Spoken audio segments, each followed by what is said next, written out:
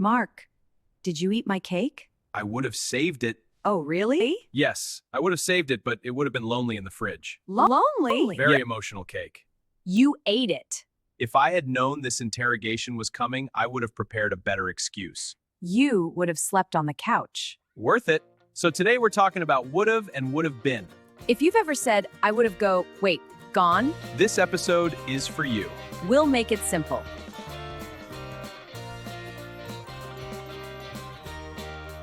Hello, everyone, and welcome back to Speaking English Daily Dose. Hi, everyone. We're really happy you're here with us today. Maybe you're at home. Maybe you're walking outside. Maybe you're cooking dinner, or just sitting quietly with your tea. Wherever you are, take a small breath with us. Let's slow down today.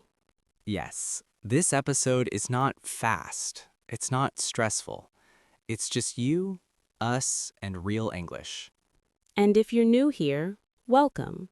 We're Sara and Mark, and on this podcast, we help you speak English naturally, slowly, and confidently. If you enjoy learning with us, don't forget to follow or subscribe so you don't miss our future episodes. Okay, today's topic is one that many intermediate learners, B1, B2 level, find confusing. Very confusing. We're talking about would have plus past participle, and also would have been. Ah, yes, the sentence that makes people freeze. Exactly. Many learners understand it when they read it, but when they speak, their brain just stops. Yes, it's like your brain says, nope, too complicated. Before we talk about structure, let's talk about feelings. Because this structure is not about grammar rules first. It's about emotion. Yes, when you hear a sentence like, I would have called you, what do you feel? There's something soft there. There's something unfinished. It feels like something didn't happen. But maybe it could have. Exactly. This structure is about imagining the past, thinking about a different past, a past that didn't happen. And that's why learners struggle, because it's not just grammar, it's imagination. And often, it's regret. Or politeness. Or explaining yourself gently. So today, we're not memorizing rules. We're understanding meaning. Let's compare two sentences. I didn't call you, and I would have called you. Do they feel the same? No, not at all. I didn't call you is direct. It's factual. It's simple past. But I would have called you feels softer. It suggests something stopped you. Maybe you were busy. Maybe you didn't have the number. Maybe something happened. It tells the listener, I wanted to, but I couldn't. And that's important, because this structure often carries hidden meaning. Imagine this situation more clearly. You're at work. It's Monday morning. Your boss looks at you and says, "Why didn't you send the report yesterday?" Now, maybe you were busy. Maybe there was a problem. Maybe something unexpected happened. But in that moment, you feel a little nervous, and you answer, I didn't send it. That's grammatically correct. It's simple past, but emotionally, it feels a bit cold. Yes, it sounds flat. It doesn't show effort. It doesn't show intention. It almost feels like you didn't care, even if you did care. Exactly. The sentence is true, but it doesn't explain your heart. Now listen to this. I would have sent it, but the system crashed. Can you hear the difference? Ah, that sounds very different. Now it feels responsible. It feels professional. It feels like you're saying, I wanted to, I planned to, I was ready. Yes, you're showing intention. You're saying, I had the plan, I had the motivation, I was going to do it. But something stopped me, something outside my control. And that's the emotional power of would have. It protects your image. It shows effort. It shows that you are reliable even if the result didn't happen. So in work situations, the structure is very useful. It doesn't change the past, but it changes how your message feels. Now, imagine something even more sensitive. You're sitting in a job interview. The room is quiet. The interviewer looks at your CV and asks, "Why didn't you finish your degree?" That question can feel uncomfortable. Maybe you feel nervous. Maybe you feel judged. And you answer, "I didn't finish it." That's honest. It's simple, but emotionally, it feels heavy. It sounds final. It sounds like a failure. It doesn't tell the whole story. Yes, it feels short, almost like there's a wall in the sentence. But now listen to this. I would have finished it, but I needed to work to support my family. That feels very different. Completely different. Now the interviewer can see your effort, your intention, your responsibility. You're saying, I wanted to, I planned to, I was on that path. But life happened. Something important required your attention, something meaningful. And suddenly, the story changes. It's not about failure anymore. It's about strength. It's about sacrifice. It's about priorities. Same fact. You didn't finish the degree. But the emotional impact is different. One sentence sounds like you stopped. The other sentence shows that you would have continued if the situation had allowed it. And that's why would have is powerful in professional situations. It doesn't make excuses. It explains intention. Now, let's move to something more personal. Imagine your partner looks at you and says, "Why didn't you come to the party?" Maybe they were excited. Maybe they wanted you there. Maybe they felt a little disappointed when you didn't show up. And you answer, "I didn't want to." Ouch. That sentence is honest, but it feels sharp. It sounds like rejection. Yes, that's a dangerous sentence. Even if you were tired, even if you had a long day, even if you just needed quiet time, I didn't want to feels like I chose not to be with you. Exactly. It focuses only on your decision, not on your feelings, not on the situation. Now, listen to this. I would have come, but I wasn't feeling well. Can you hear the softness? It feels completely different. Now you're saying, I wanted to be there.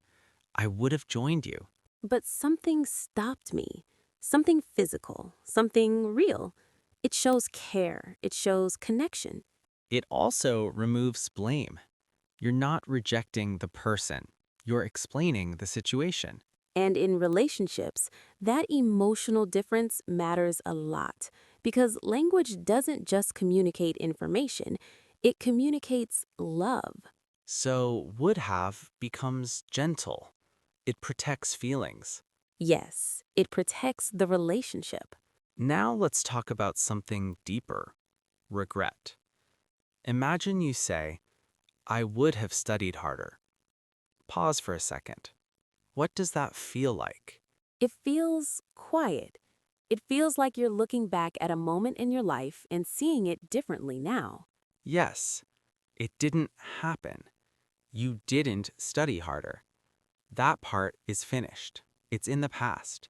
But something changed inside you. Now you understand. Now you see clearly. Maybe you see how important that exam was. Maybe you see how much time you wasted. Maybe you see how capable you actually were. And that's what would have carries. It carries reflection. It carries learning.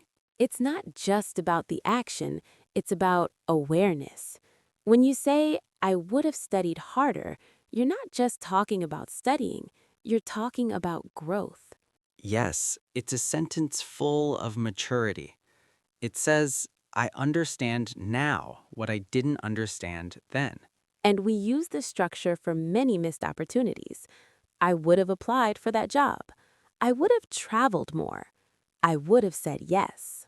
Each one feels like a door that closed. But also like a lesson that opened.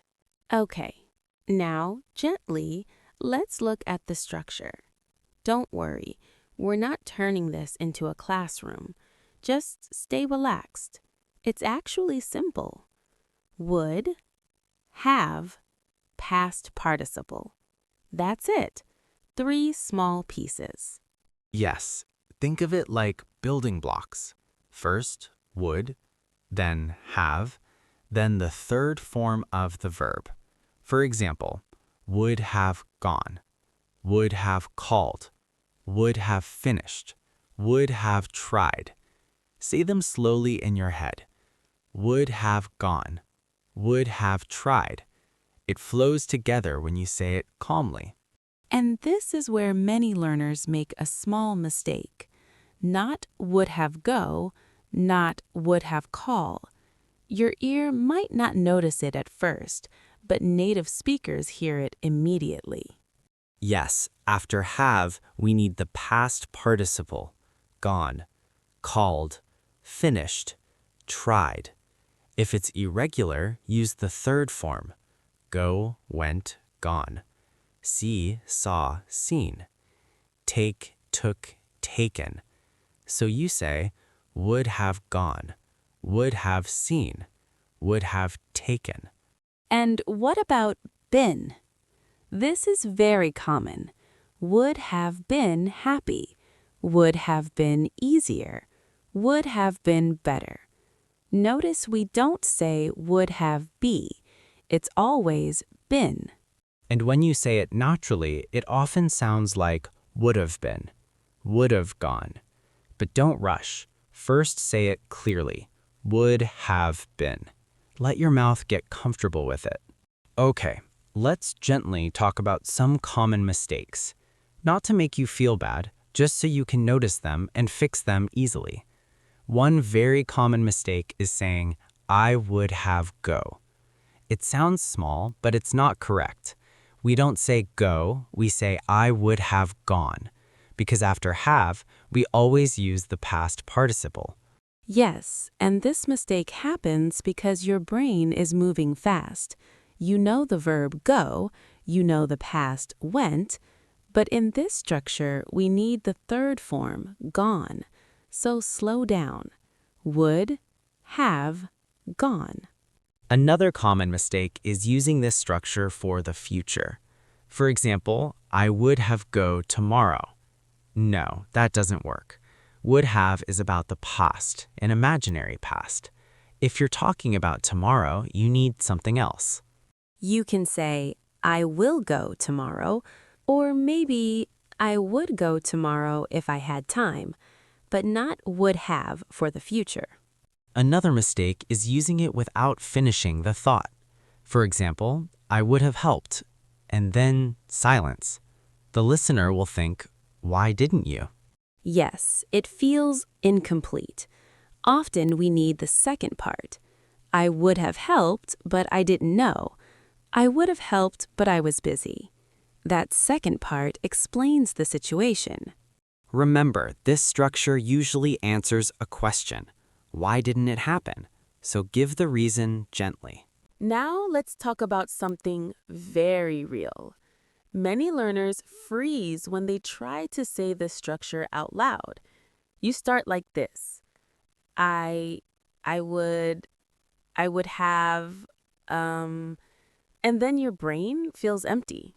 That's completely normal. Your brain is trying to remember the form, the verb, the reason, all at the same time. And when you try to be perfect, you freeze.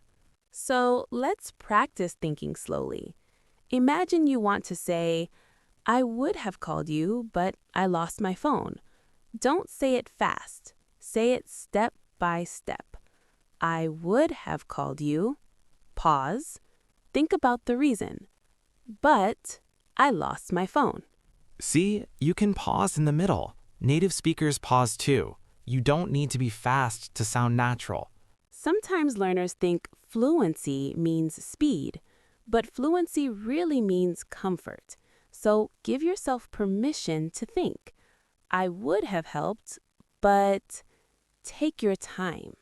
Yes, the sentence will come. You don't need to rush it. Now, let's compare carefully. Listen to these 4 sentences. I didn't help. That's just a simple fact, no emotion. I couldn't help. That means no ability. Something made it impossible. I wouldn't help. That's strong. That's refusal. It means you chose not to. And now listen to this one. I would have helped. That's different. It shows intention in the past, but something stopped you. Yes, and that difference is powerful. The grammar changes, but more importantly, the feeling changes. Okay, now let's gently add the full structure. This is where would have often appears. It's this pattern. If plus past perfect plus would have. Don't worry about the name. Just listen to the rhythm. If I had known, I would have called you. Feel how that sounds. It's calm. It's reflective. And what does it mean? It means I didn't know, so I didn't call. The past is finished, but now you see it clearly. Yes, it's like you're looking at a photo from the past and saying, oh, now I understand. Here's another one. If I had studied, I would have passed. So what's the real story? I didn't study, I didn't pass, but now I imagine a different version of that day. Exactly. This structure always talks about an unreal past, something that did not happen, but we imagine it, and often we feel something about it. Regret, wisdom, sometimes even relief. Let's try another example. If I had left earlier, I would have caught the train. So the truth is, you didn't leave earlier, you missed the train. And now let's use been. If I had taken the job, I would have been happier. That's very emotional. It means you didn't take the job, and maybe now you feel unsure about your decision. Yes, would have been often talks about feelings. Happier, more confident, less stressed. This structure helps you express those imagined emotions in the past. It's not about changing the past, it's about understanding it. Let's have a natural conversation now. No explanations, just real talking. Okay, Hey, I heard you didn't apply for the position at your company. yeah, I didn't. Why not? It sounded like a great opportunity. It was. Honestly, I would have applied, but I felt scared. Scared of what? I thought I wasn't ready.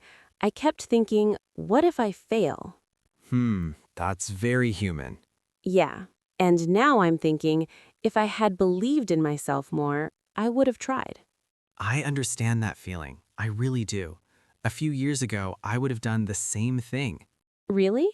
Yes, if someone had told me I was capable back then, I would have taken more risks. Do you regret it? Sometimes. I think about certain chances I didn't take. If I had accepted that offer abroad, I would have experienced something completely different. Would you have moved permanently?